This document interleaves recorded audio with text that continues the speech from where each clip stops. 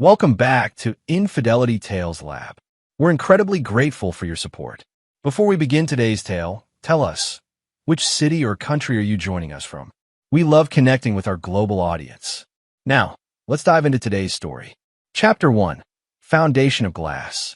Russell Montgomery stepped out of his Mercedes G-Wagon onto the driveway of his colonial-style Virginia estate, loosening his tie after another 14-hour day.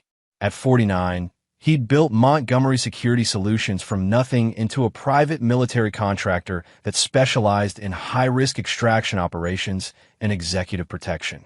The scars on his knuckles and the barely noticeable limp from his time as a Navy SEAL were the only outward signs of his previous life. Inside, the house was quiet. His wife, Vanessa, once a runway model turned interior designer, had left a note about attending a wedding planning session with their daughter, Olivia. Russell smiled wearily. His only child was getting married in 3 months to a young doctor named Patrick. Though Russell found the man somewhat spineless, he kept those thoughts to himself. Olivia's happiness came first. Russell poured himself 2 fingers of Macallan 25 and settled into his study. On the mahogany desk sat framed photos. One of Olivia's graduation from Georgetown, another of him and Vanessa renewing their vows in Santorini for their 20th anniversary 2 years ago. The renewal had been his idea, a desperate attempt to rekindle what had grown cold. The signs had been there for months. Vanessa's sudden interest in fitness, the late nights at client consultations, the passcode on her phone that hadn't existed for 22 years of marriage. Russell wasn't naive, but something in him refused to accept what was happening. He'd survived firefights in Fallujah with fewer anxieties than he felt about his own marriage. "You're paranoid," Russ, his old friend and business partner Dale Harper, had told him over drinks last week. Not every marriage breakdown involved cheating. Dale didn't know that Russell had already hired Troy Burnett, a former employee and top-notch investigator. Troy's reports sat locked in Russell's office safe, unopened. Some truths you need to see for yourself before you can believe them. Russell's phone buzzed. A text from Olivia. "Last-minute meeting with Flores tomorrow at 10. Need your input on boutonnieres." He smiled, texting back confirmation. At least with Olivia, things were simple. She'd always been Daddy's little girl, from a moment he'd taught her to fish at their lake house in Maine to their scuba diving trip to celebrate her medical school acceptance.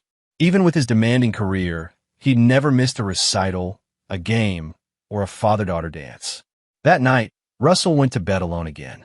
Vanessa returned after midnight, slipping in quietly, smelling of expensive wine and someone else's cologne. Russell lay awake, staring at the ceiling. Tomorrow, he decided. Tomorrow he would finally open Troy's reports. Chapter 2. The Exclusion. Russell arrived at Magnolia Gardens precisely at 10 a.m., dressed in a tailored Navy suit. The venue coordinator, a woman with a permanent smile, greeted him. "I'm here for the Olivia Montgomery wedding planning session," Russell said, checking his watch. The woman's smile faltered. "Oh, Mr. Montgomery, there's been a change of schedule. The Montgomery party arrived an hour ago and is nearly finished." Russell frowned. "There must be a mistake. My daughter texted me 10 a.m. Let me check." She tapped at her tablet. Yes, the appointment was moved to 9 a.m. 3 days ago. A cold feeling settled in Russell's stomach as he thanked her and walked toward the garden. Through the French doors, he could see them, Vanessa, Olivia, and Patrick, laughing with a tall man Russell had never seen before. As Russell approached, the conversation stopped abruptly. Olivia's face registered shock, then something like guilt. "Dad, what are you doing here?" "You asked me to come at 10, Russell replied evenly, eyes moving between his daughter and wife. "For boutonnieres." Vanessa stepped forward smoothly. "Oh, Russ, we moved it earlier. Didn't Olivia tell you?" "Must have slipped my mind," Olivia said, not meeting his eyes. Russell nodded at the stranger, who stepped forward with practiced confidence. "Blake Turner," the man introduced himself, extending a manicured hand. "I'm helping with some of the arrangements." Russell shook the hand briefly, noting the expensive watch, the too familiar way Vanessa stood beside him. "Blake is a close friend," Vanessa added. "He's been invaluable with the planning." "I see," Russell said. "And what exactly is your role in my daughter's wedding?" An uncomfortable silence fell. Patrick, ever conflict-averse, stared at his shoes. "Blake is walking me down the aisle, Dad," Olivia finally said. The words hit Russell like a physical blow. "Excuse me. Don't make a scene," Vanessa hissed. "We've been trying to find the right time to tell you," Olivia continued, her voice small. "Blake has been like a second father to me these past few years. Since you were always working. Working to pay for this wedding," Russell finished, his voice dangerously calm. "Working to give you everything." "It's not about the money," Olivia protested. "Then what is it about?" Russell asked. "Because from where I'm standing, it looks like I'm being replaced." "You're just so intense, Dad. You intimidate Patrick's family. Blake is more approachable." Russell looked at Blake, who had the decency to appear uncomfortable. Then at Patrick, who wouldn't meet his eyes. Finally, at Vanessa, whose expression held something close to satisfaction. "I see," Russell said again, his military training keeping his emotions locked down tight. "Well, I wouldn't want to impose my presence where it's not wanted." "Don't be so dramatic," Vanessa said dismissively. "You're still invited to the ceremony. You'll just be sitting with the other guests." "It's just a stupid wedding, Dad," Olivia added, her tone suddenly hardening to match her mother's. "Why do you always have to make everything so complicated?" Vanessa touched Blake's arm in a gesture far too intimate. "Russell always overreacts. It's why we needed to handle things this way." Russell stared at his wife and daughter, these strangers wearing familiar faces. 22 years of marriage, 25 years of fatherhood, all of it crumbling before his eyes. "I understand completely," he said, his voice like ice. "Thank you for clarifying my position in this family."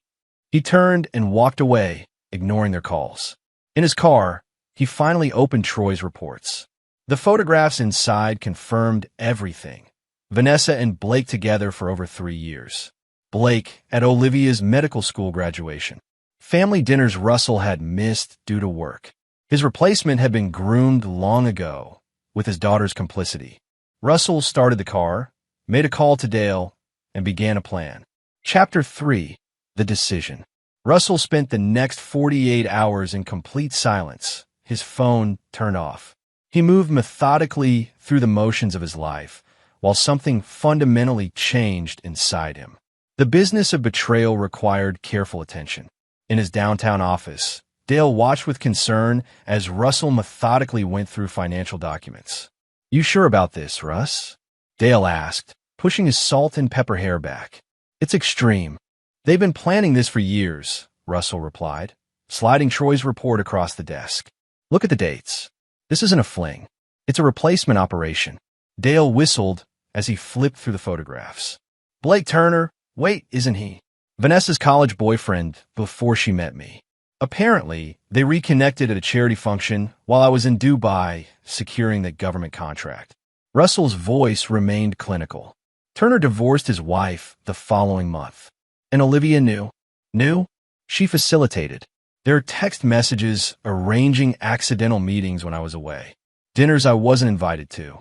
Family trips rescheduled to times I couldn't attend." Dale put down the file. "What's your play?" Russell slid a brochure across the desk. "Cape Town.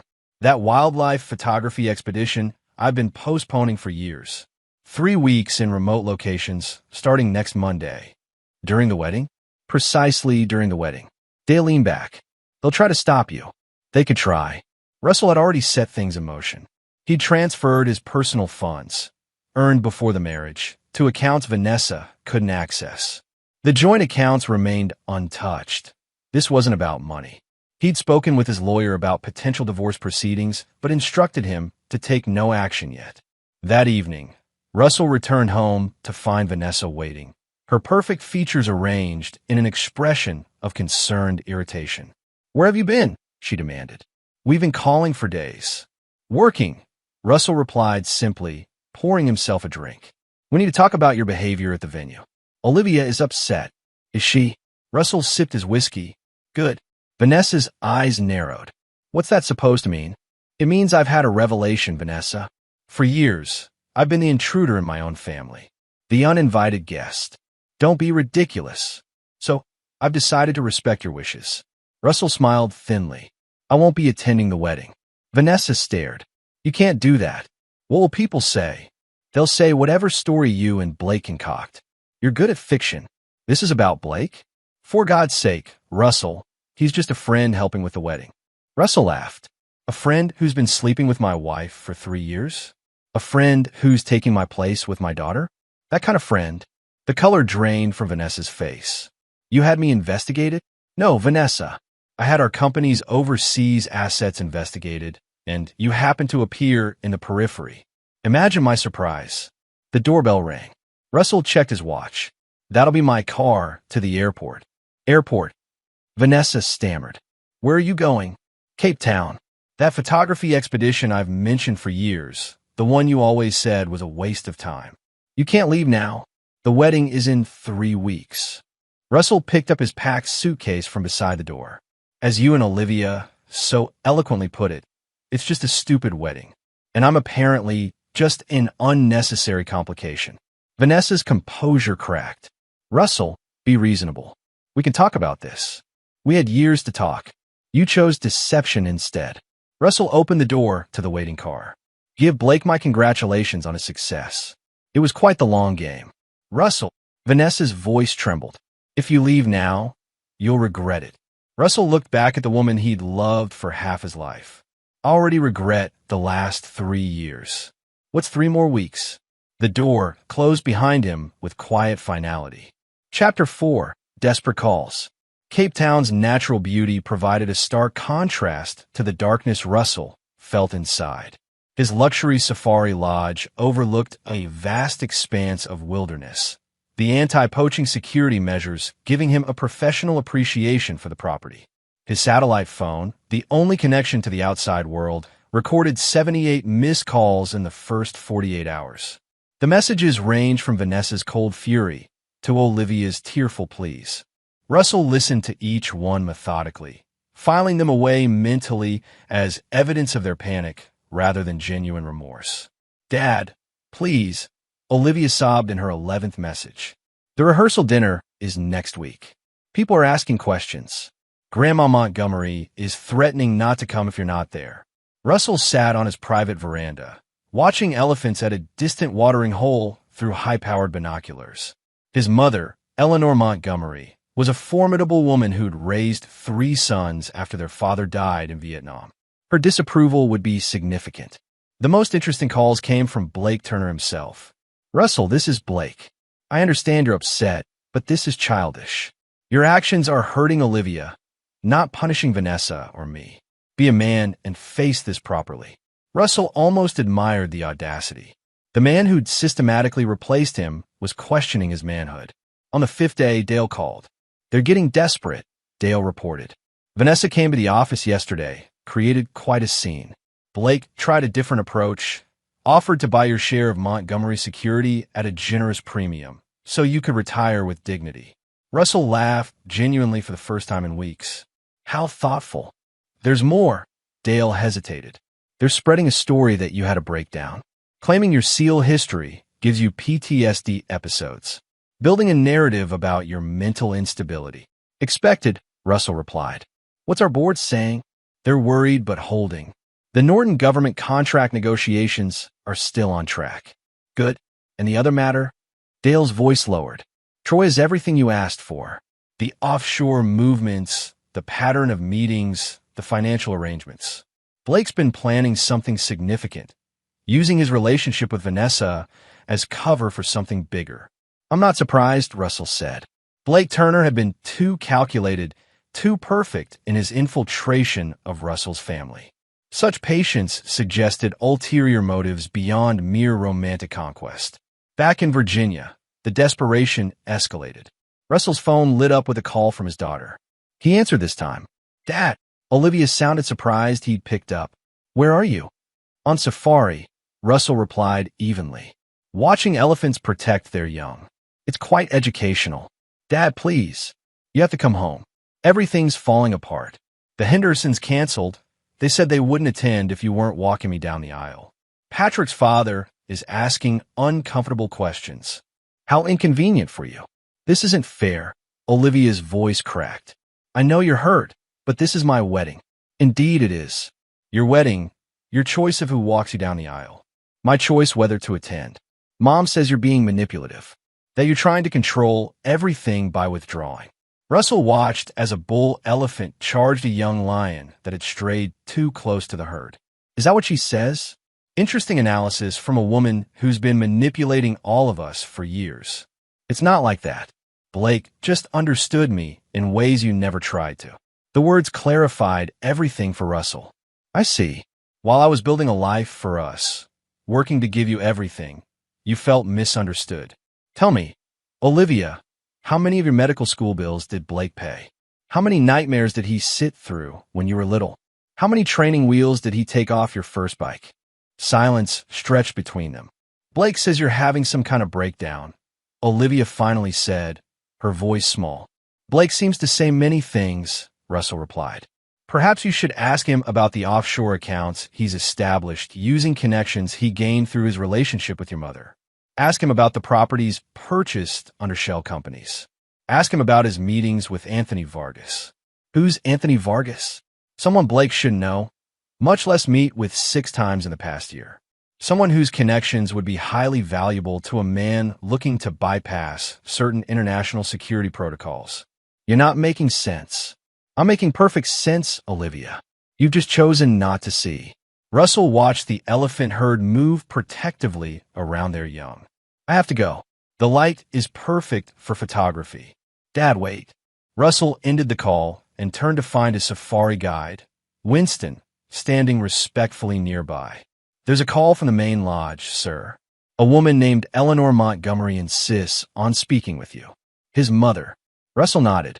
Tell her I'll call back in 10 minutes. When he did, Eleanor Montgomery didn't waste time with pleasantries. Russell James Montgomery, what the hell are you doing in Africa while your daughter's wedding falls apart? Hello, Mother. I'm well. Thank you for asking. Don't sass me, boy. I raised you better than this. Russell sighed. Did Vanessa tell you I wasn't invited to walk my own daughter down the aisle? That she and Olivia decided Blake Turner would make a better father figure? Silence. Explain. Russell did, concisely and completely. When he finished, his mother's voice had turned to steel. I see. And what are you going to do about it? I'm already doing it. Eleanor Montgomery had taught her sons to never start fights, but always finish them. Good. Call me when it's done. Chapter 5. The Blueprint of Vengeance. While Russell traced wildlife through his camera lens in South Africa, the foundation for his counterattack was being meticulously laid back home. Dale coordinated with Troy and their hand-picked team, executing Russell's carefully constructed plan. Russell had learned in the military that the best operations appeared random to outside observers while following a precise internal logic. His vengeance would be the same. Seemingly coincidental misfortunes befalling Blake and Vanessa that only they would recognize as deliberate. In his luxury lodge, Russell spread photographs across a teak table. Not wildlife shots, but surveillance photos Troy had sent. Blake meeting with Anthony Vargas, a known facilitator for weapons entering conflict zones under diplomatic cover. Blake with Russell's daughter at dinner, playing the doting stepfather. Blake and Vanessa in intimate moments they thought private. The satellite phone rang. Russell answered to hear Troy's raspy voice. It's confirmed, Troy said without preamble. Turner's using Montgomery security contracts as cover for independent operations. He's been approaching your clients, offering specialized services that bypass international oversight. And Vanessa? Unwitting as far as we can tell. She believes he's a successful investment consultant. The money he's showering her with comes from commissions on these side deals. Russell nodded to himself. And my daughter? Troy hesitated. She's being used, boss. Turner's leveraging his relationship with her to access medical supply chains. Perfect cover for moving other items. Cold fury crystallized inside Russell. Using him as a stepping stone in business was one thing. Manipulating his wife was personal but understandable in the amoral calculus of ambition. But exploiting his daughter crossed a line that demanded the harshest response. Implement Phase 2, Russell ordered. Phase 1 had been information gathering. Phase 2 was disruption. While Russell appeared to be isolated in Africa, his team moved with surgical precision. Blake's meetings with foreign contacts experienced mysterious interruptions. Potential clients received anonymous dossiers detailing Blake's connections to unsavory elements. Financial transactions began encountering unexplained regulatory holds. Back in Virginia, Vanessa grew increasingly desperate as the wedding approached. Her calls to Russell became frantic. "The country club canceled our booking," she said, panic evident. "They claim they double-booked, but I know they didn't. The florist suddenly can't fulfill our order. The caterer had a kitchen fire. Everything's falling apart, and Olivia blames me." "How unfortunate," Russell replied, examining photographs of a rare black rhino he'd captured that morning. "This is your doing, isn't it?" Vanessa's voice turned accusatory. "I'm in Africa, Vanessa. How could I possibly affect wedding arrangements in Virginia? You know people. You have connections." Russell chuckled. "So does Blake. Perhaps he can leverage his special relationships to solve these problems." "What's that supposed to mean?" "Ask him about Anthony Vargas. Ask him why our security clients are receiving warnings about unauthorized parallel operations." Silence fell. When Vanessa spoke again, her voice had changed. "What have you done, Russell?" "Nothing compared to what's coming," Russell replied softly. "You chose your side, Vanessa. Now you get to experience the consequences." The satellite phone rang again minutes after he'd hung up. This time it was Olivia. "Dad, what did you say to Mom?" "She's locked herself in the bathroom crying. Perhaps she's finally confronting some uncomfortable truths about her new partner." "Stop this," Olivia pleaded. "Whatever you're doing, just stop. Come home. We can talk about everything. I believe a wise young woman recently told me it was just a stupid wedding. Surely these are just stupid complications." "I was wrong to say that," Olivia admitted. "I was wrong about a lot of things. Please, Dad." For a moment, Russell felt his resolve waver. Then he remembered the photographs of Blake using his daughter as cover for illegal operations. "A week ago, I offered to walk you down the aisle," Russell said quietly. "You chose differently. Now you live with that choice." In Virginia, Blake Turner was beginning to feel the noose tightening. His overseas contacts became suddenly unreachable. A routine customs inspection found irregularities in shipments connected to his shell companies. The Treasury Department flagged transactions for review. Blake called Russell directly, his smooth facade cracking. "Whatever game you're playing, Montgomery, it needs to stop. You're messing with things you don't understand." "On the contrary," Russell replied, "I understand perfectly. You wanted my life, my wife, my daughter, my business connections.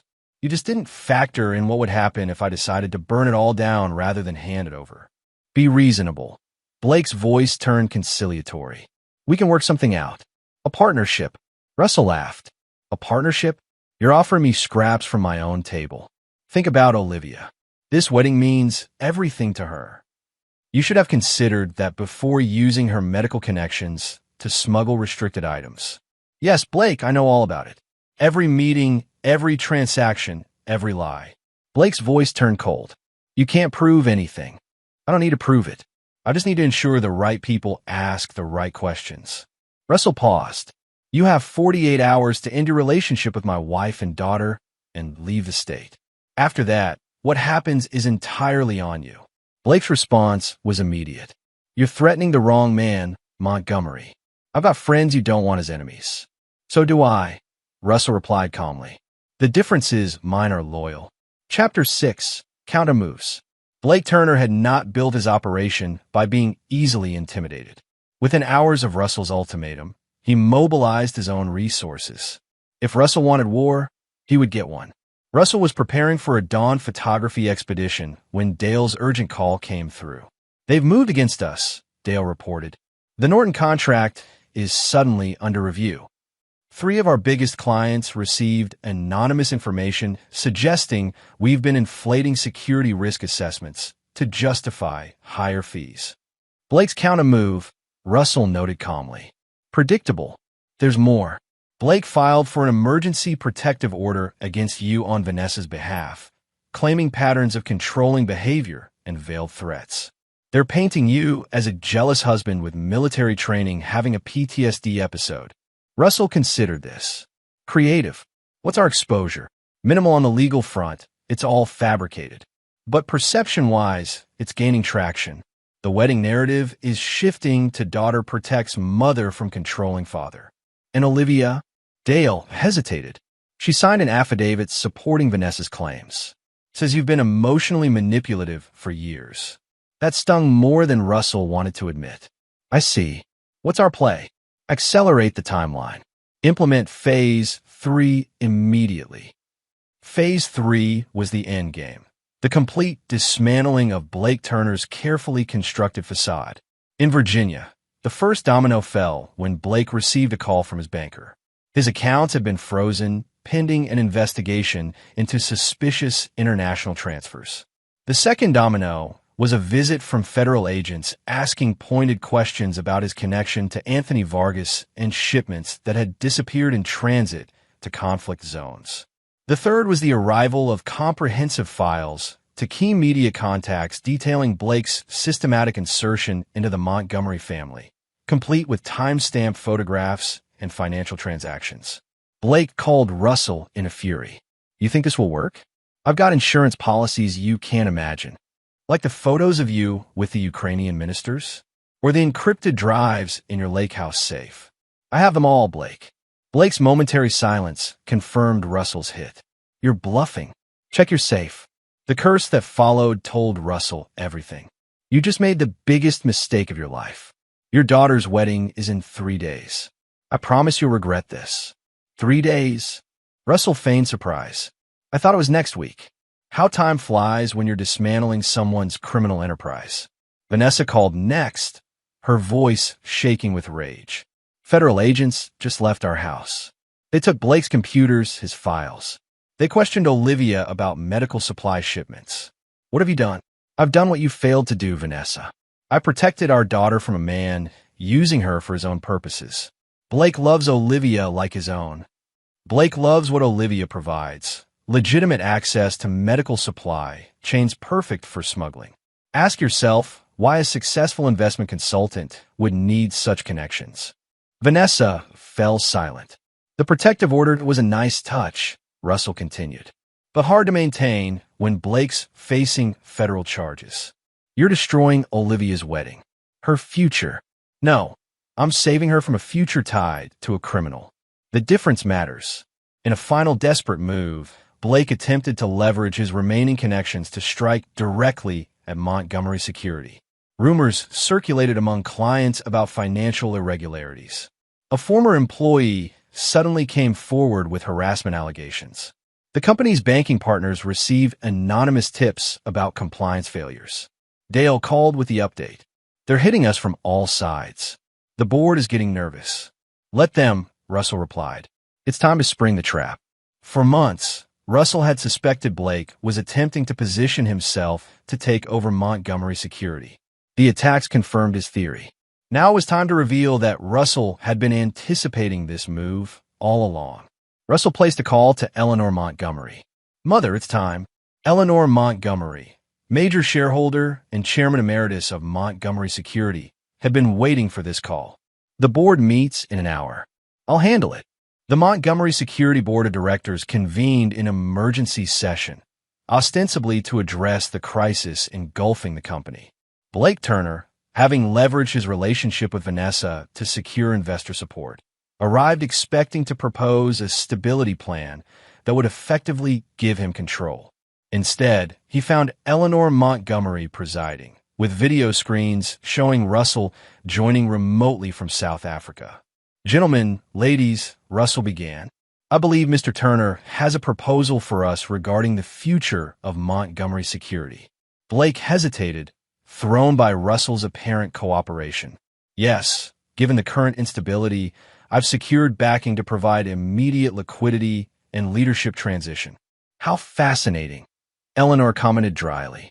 Perhaps before we proceed, we should address the federal investigation into Mr. Turner's use of our company's contracts as cover for unauthorized arms shipments. The room froze. Blake's face drained of color. That's absurd, he stammered. These are baseless allegations. Actually, Russell interrupted, they're quite well-based.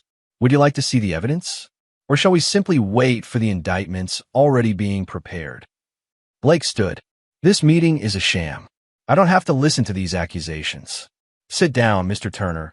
Eleanor commanded with such authority that Blake instinctively complied. You came to take my son's company. Did you really think we wouldn't be prepared? One by one, board members revealed their knowledge of Blake's actions, his attempts to manipulate Montgomery security contracts, his use of Olivia's medical connections. The crisis had been manufactured to force Blake to show his hand. You've lost, Blake, Russell said quietly. The only question now is how much you take down with you. Chapter 7. The Execution. The wedding was scheduled for Saturday at Magnolia Gardens. By Thursday morning, the venue called to inform Vanessa that they had to cancel due to structural concerns that mysteriously appeared overnight. The custom wedding dress Olivia had ordered from Paris was accidentally delivered to Seattle. The officiant had a sudden family emergency requiring immediate travel overseas. Half the guest list received calls that the wedding had been postponed, while the other half was told the location had changed to a venue 3 hours away. Vanessa was in full meltdown, alternating between rage and despair. Olivia had stopped eating, her bridal glow replaced by dark circles and a haunted expression. Blake, meanwhile, was fighting for his freedom. Federal agents had executed search warrants on his properties, finding enough evidence to hold him for questioning. His financial accounts remained frozen. His overseas contacts had gone silent, prey to their own self-preservation instincts. Russell watched it all unfold from his luxury lodge in Africa, receiving regular updates from Dale and Troy. The chaos wasn't merely punitive. It was strategic, designed to create maximum pressure at the moment when Blake would be most vulnerable. 48 hours before the wedding, Blake was released from federal custody on strict conditions.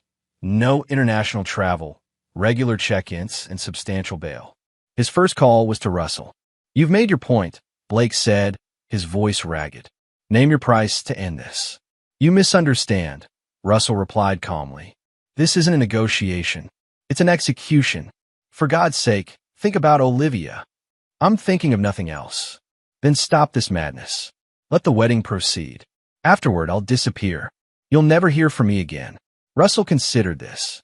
An interesting proposal, but inadequate. What do you want? Blake demanded. I want you to tell Olivia the truth. About everything. How you used her. How you manipulated her feelings toward me to create distance. How you exploited her medical connections for your smuggling operations. That would destroy her. Perhaps. Or perhaps it would free her. Blake's desperation was palpable. I can't do that. Then I can't stop what's coming. Olivia called next, her voice barely recognizable through tears. Dad, please. Everything's falling apart.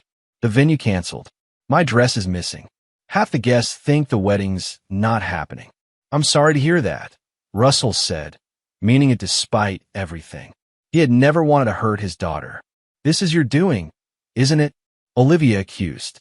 Your revenge for not being chosen to walk me down the aisle. No, Olivia. This is the consequence of Blake Turner's actions catching up to him. Ask him about the federal investigation. Ask him why he was really interested in your medical supply connections. What are you talking about? Ask him, then call me back. 3 hours later, Olivia called again. This time, her voice was dead. Blake's been arrested again. They say he was trying to board a private plane to leave the country. I'm not surprised. Before they took him, he told me things about using my hospital access for smuggling medical supplies to countries under sanction. He said it was humanitarian, but the FBI says it wasn't medical supplies at all. Her voice caught. He was using me. All this time.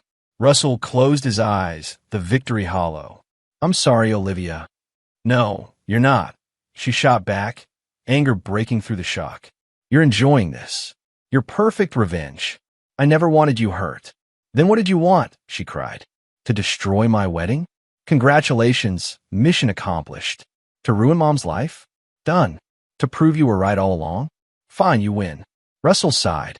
I wanted you safe from a man who saw you as a means to an end. I wanted your mother to face the consequences of her choices. And yes, I wanted Blake Turner to lose everything he tried to take from me.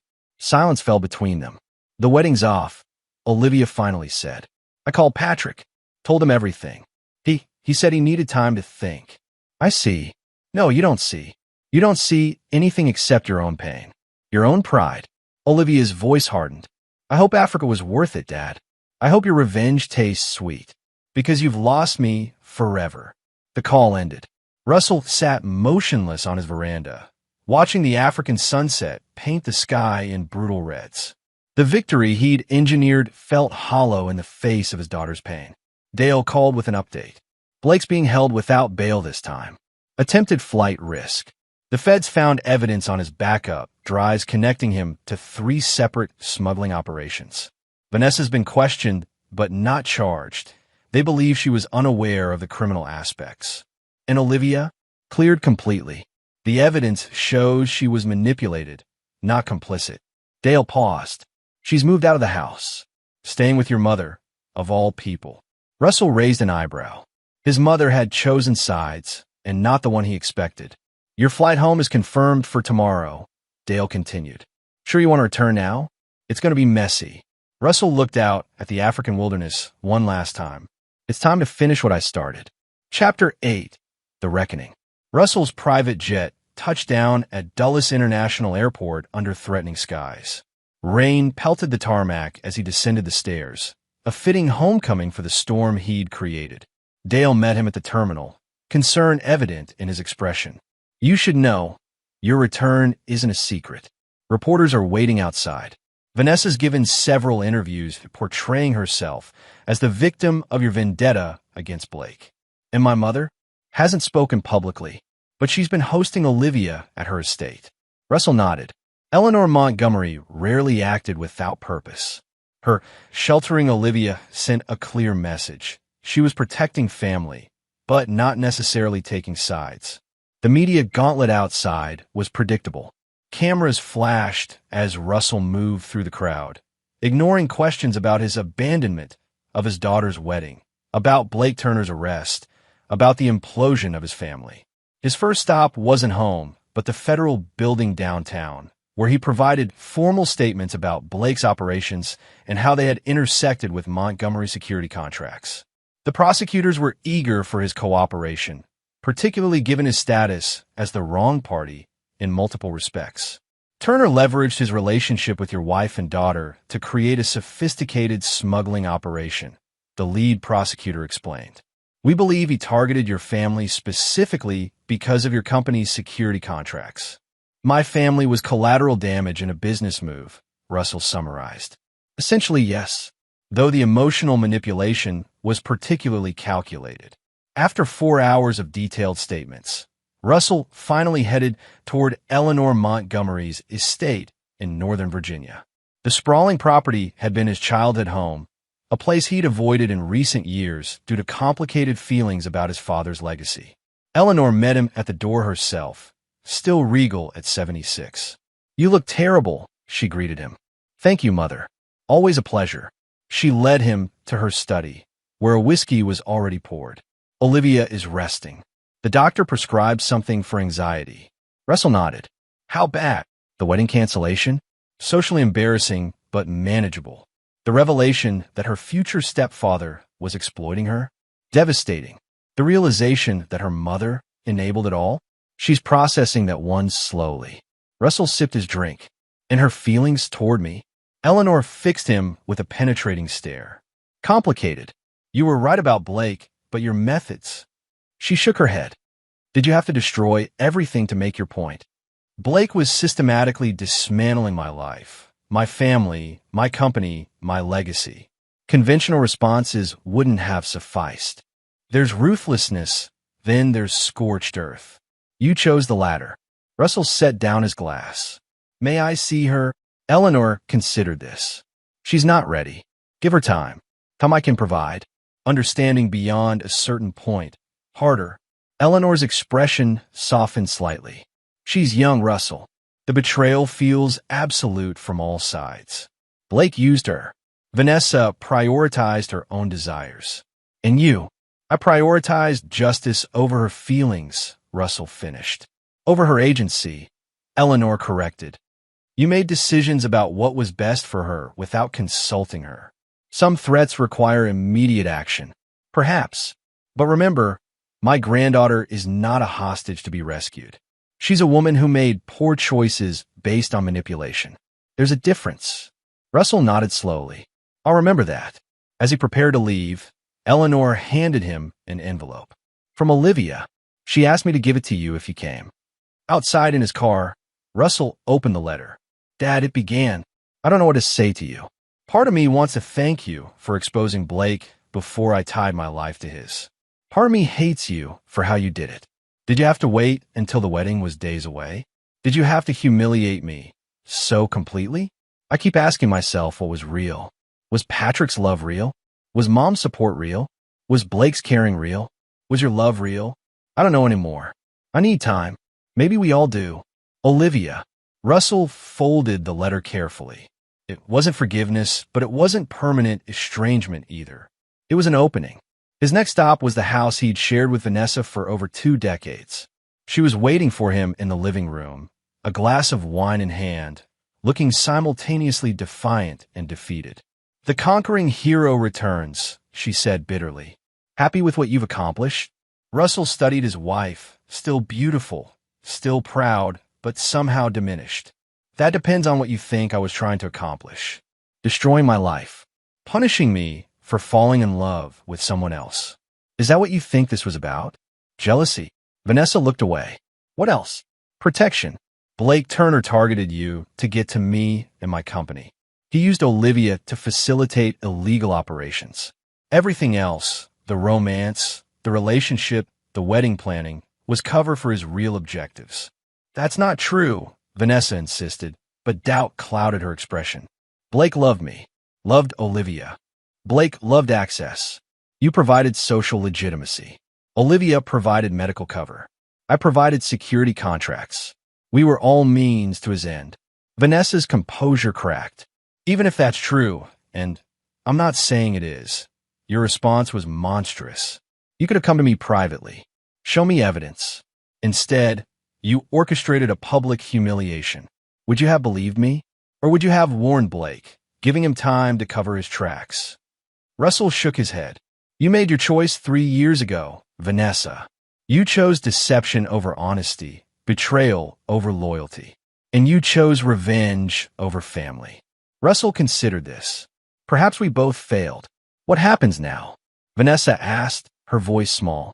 Divorce, obviously. My lawyer will contact yours. Russell looked around the house that had never quite felt like a home.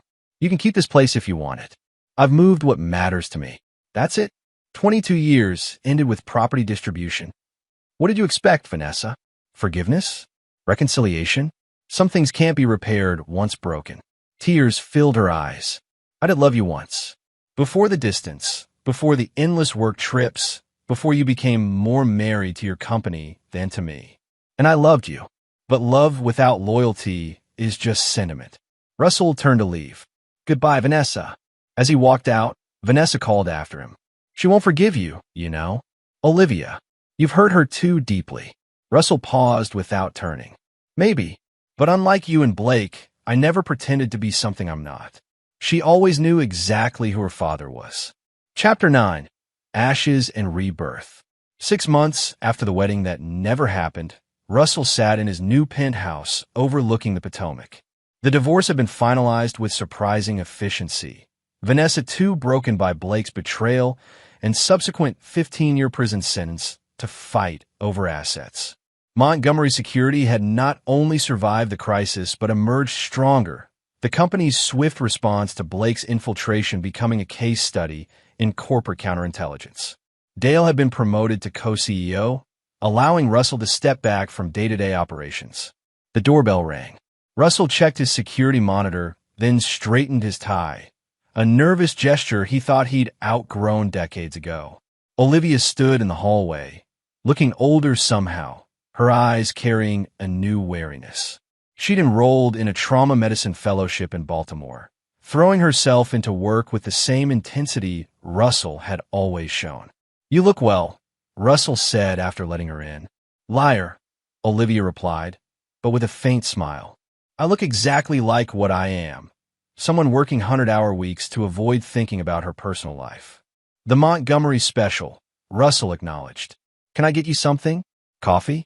Something stronger. Coffee's fine. They moved to the kitchen, the silence between them no longer hostile, but not yet comfortable. How's your mother? Russell asked, focusing on the coffee preparation. Managing. The social fallout was significant. Most of her friends chose sides. And Patrick. Olivia's expression tightened. Married Stephanie Williams last month. Apparently, they reconnected at what would have been our wedding weekend. I'm sorry. Are you? Russell handed her the coffee. For your pain, yes. For the rest, no. Olivia sipped her coffee, studying him over the rim. Grandma says you were right about everything, but wrong about how you handled it. Your grandmother has strong opinions. She also says you've been calling her weekly for updates on me. Russell acknowledged this with a nod. I wanted to respect your need for space while ensuring you were all right. Why didn't you just call me directly? Would you have answered? Olivia considered this. Probably not. At least not at first. They moved to the living room, the floor-to-ceiling windows offering a panoramic view of the city. Nice place, Olivia commented. Very bachelor pad. It serves its purpose. Are you seeing anyone? Russell raised an eyebrow. That's your first personal question? Just curious if you've moved on as efficiently as you dismantled my wedding. The barb found its mark. No, Olivia. I'm not seeing anyone. She nodded, then reached in her bag for an envelope. I brought something. The investigator mom hired found these in Blake's storage unit. Russell opened the envelope to find photographs. Him teaching Olivia to ride a bike at her high school graduation, asleep in a hospital chair when she'd had her appendix removed at 16. He had files on all of us, Olivia explained. Detailed psychological profiles. Notes on how to manipulate us against each other. Her voice caught. He documented everything. When to compliment me, when to mention how busy you were, how to make me feel like you didn't understand me while he did. Russell examined the photos, fury rising anew at the calculated nature of Blake's operation. Psychological warfare. Creating division by exploiting existing tensions. That's what the FBI said. Olivia looked out the window. I've been in therapy, trying to untangle what was real from what was manipulation. And my feelings about you were real. Complicated, but real. She turned back to him. You were distant sometimes, controlling sometimes, but you always loved me. That wasn't Blake's fabrication. No, Russell agreed softly. That never changed. Mom wants me to forgive her. Says she was as much a victim as I was. What do you think? Olivia's expression hardened. I think she had more information than I did. More life experience. More reason to be cautious. Instead, she embraced the fantasy Blake offered.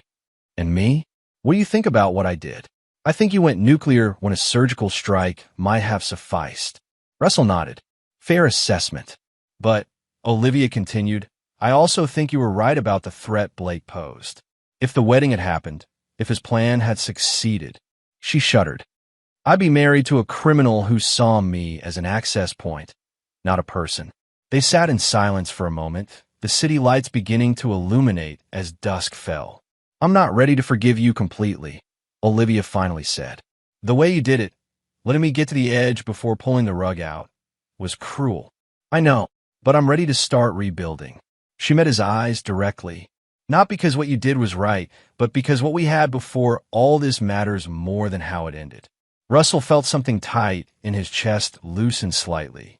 I'd like that. Ground rules, though, Olivia continued. No more unilateral decisions about my life. No more withholding information for my own good. If you see a threat, you tell me directly. Agreed, Russell said immediately. And in return, I promise to listen. To consider that your perspective might come from experience, not control. It wasn't perfect reconciliation, but it was a beginning, a foundation to rebuild what had been broken. Would you like to stay for dinner? Russell asked. I can't cook worth a damn, but I know a good delivery service. Olivia smiled, a genuine smile that reached her eyes for the first time. I'd like that.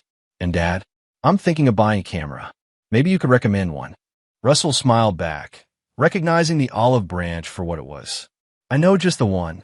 In the kitchen, preparing drinks while they waited for food, Russell glanced at his phone. A text from Dale. Turner denied appeal. Sentence stands. Financial recovery proceedings starting next month. We win. Russell put the phone away without responding. Some victories were measured not in defeats dealt, but in relationships preserved. He'd lost a wife who had never truly been his.